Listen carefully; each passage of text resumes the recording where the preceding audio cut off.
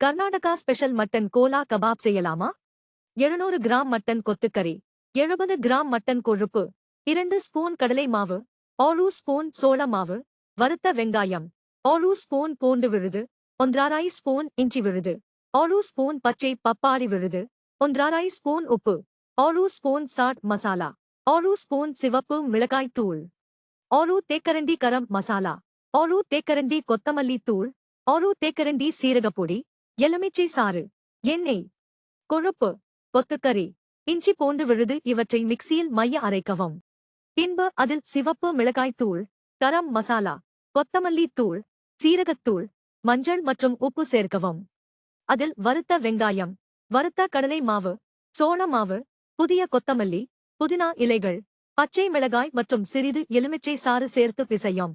பின்பு அதை கட்லட் போல் தட்டி அலுமினிய காகிதத்தில் வைத்து ஷேப் செய்து கொள்ளவும். இப்போது அதன் மேல் எண்ணெய் தடவி டூத் ஸ்டிக்கில் குத்தி தவா மீது வைக்கவும். இப்போது அதை அப்படியே எடுத்து அடுப்பின் மீது கிரில் பான் வைத்து அதில் கபாப் உருண்டைகளை வைத்து சுடவும். Mutton kebab ready.